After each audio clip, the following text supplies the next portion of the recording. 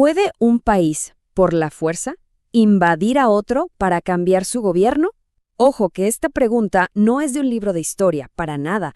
Es, de hecho, una de las más calientes y urgentes del derecho internacional hoy en día. Y para entenderla bien, vamos a analizarla con un caso que ha marcado a toda América Latina. La pregunta, en el fondo, es esta, así de directa, y a la vez, increíblemente compleja. ¿Existe alguna circunstancia, alguna justificación para que una nación use su ejército y cambie el poder en otra? Las consecuencias de una respuesta u otra son gigantescas. Para encontrar una respuesta, tenemos que ir al manual de reglas, ¿sí?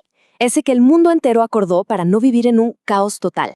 Bueno, para que esto no sea pura teoría, vamos a usar un caso real y muy cercano, la crisis en Venezuela. Esto nos va a permitir aterrizar las ideas y ver cómo este rompecabezas legal y, por supuesto, ético, tiene consecuencias muy, pero muy concretas en la vida de millones de personas. Lo que vamos a hacer aquí es examinar las reglas del juego a nivel mundial, y al usar el caso de Venezuela como un lente, no solo vamos a entender mejor esa crisis en particular, sino que en el fondo vamos a poner a prueba esas defensas que protegen a todos los países de la ley del más fuerte. Para evitar que el mundo fuera una selva, la comunidad internacional creó con el tiempo un conjunto de reglas. A ver, no es un sistema perfecto, está claro, pero establece las bases para que podamos convivir. Y justo en el corazón de ese sistema hay dos ideas clave que lo sostienen absolutamente todo. El primer gran pilar es la soberanía. Pensemos en la soberanía como un escudo. Sí, un escudo que protege a cada nación. Básicamente, lo que dice es que cada país es dueño de su propia casa, y nadie, absolutamente nadie de afuera, puede venir a decirle cómo tiene que ordenar sus cosas. Este principio es la base de todo. Y fíjense bien en lo clara que es la ley aquí. No dice sería bueno no intervenir o se sugiere evitarlo, no. Dice con una fuerza tremenda que ningún Estado tiene derecho. Punto. Es una de las prohibiciones más directas y absolutas de todo el derecho internacional. La no intervención es, digamos, la regla de oro. Y por si quedaba alguna duda, el famoso artículo 2.4 de la Carta de la ONU lo deja blindado. Se prohíbe la amenaza o el uso de la fuerza. Se acabó. En el lenguaje legal, esto es lo que se llama una norma de ius cogens. ¿Qué significa esa palabra tan rara? Pues en sencillo, que es una regla suprema, una que no se puede romper, que ningún país puede negociar ni ignorar. Entonces, a ver, ¿no hay ninguna excepción? Sí las hay, pero son solo dos, y son súper específicas. La primera es la legítima defensa, o sea, si un país es atacado. Lógico. Y la segunda es si el Consejo de Seguridad de la ONU, el máximo órgano, lo autoriza. Una acción de un solo país para, entre comillas, restaurar la democracia, simplemente no está en el menú de opciones legales. Y aquí es donde el debate se pone más complejo e interesante. ¿Qué pasa cuando un gobierno está cometiendo atrocidades contra su propia población?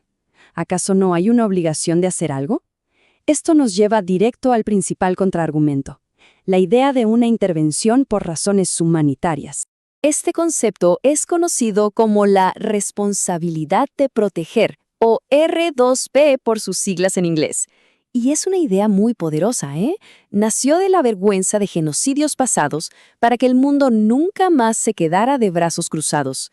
Pero, y este es un gran pero, para poder aplicarla, el camino legal es extremadamente estricto. A ver, veamos los pasos, porque son cruciales. Para que se active la R2P, no es suficiente con que haya una crisis. Primero, tienen que estar ocurriendo crímenes masivos, como genocidio o limpieza étnica. Segundo, el propio Estado debe ser incapaz o no querer proteger a su gente. Tercero, la ONU tiene que reconocer que esto es una amenaza para la paz mundial. Y el último paso, el filtro definitivo. El Consejo de Seguridad tiene que autorizar la acción. Así que el punto clave, el que hay que recordar, es este. Sin la luz verde del Consejo de Seguridad, ningún país, por su cuenta, puede usar la responsabilidad de proteger como justificación para una intervención militar. La R2P se diseñó como una herramienta colectiva, multilateral, no como una excusa para que un país actúe solo. Muy bien, ya vimos la ley a nivel global. Ahora, abramos un poco el ente. ¿Qué pasaría si un país simplemente decidiera ignorar todas estas reglas? El impacto no se quedaría solo en esa nación, para nada. Crearía una onda expansiva, un efecto dominó en toda su región. Aquí, en nuestro continente, en las Américas, todo el sistema de cooperación se construyó sobre esa misma regla de oro, no a la intervención. Tratados como la Carta de la OEA son los cimientos de cómo nos relacionamos. Una acción unilateral no solo rompe la regla mundial, sino que pone en riesgo toda la arquitectura regional que tanto costó construir. Y el peligro es justamente ese, el precedente. Sería como viajar en el tiempo, a una era que la región luchó mucho por superar, una era donde la fuerza era el principal argumento. Se abriría una caja de Pandora donde la ley del más fuerte podría empezar a decidir el futuro de las naciones del continente. Para que esto no suene a algo lejano, vamos a un caso concreto. ¿Qué significaría un precedente tan peligroso para un país vecino, como Perú, por ejemplo? Un país que basa su seguridad y su prosperidad en que las reglas del juego regionales se respeten. Las consecuencias serían muy directas. Primero, se debilita la propia soberanía. Si hoy se justifica intervenir allá por X motivo, ¿quién garantiza que mañana no se justifique intervenir aquí por un motivo Y?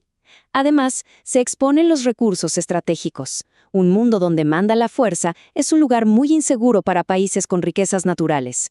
Y por último, se debilita todo el sistema de cooperación del que dependen la seguridad y la estabilidad de países como Perú. Al final, la idea central es esta. Defender el derecho internacional no es algo abstracto, para nada. Es, en realidad, una cuestión de seguridad nacional. Ese escudo de la soberanía que protege a una nación es exactamente el mismo escudo que nos protege a todos los demás. Entonces, si la acción de un solo país está prohibida, ¿eso significa que no se puede hacer nada frente a una crisis terrible? No, claro que no. El derecho internacional no te deja de brazos cruzados. Ofrece un camino con reglas, legal y sobre todo colectivo. Este sería el mapa de ruta legal. Regla número 1.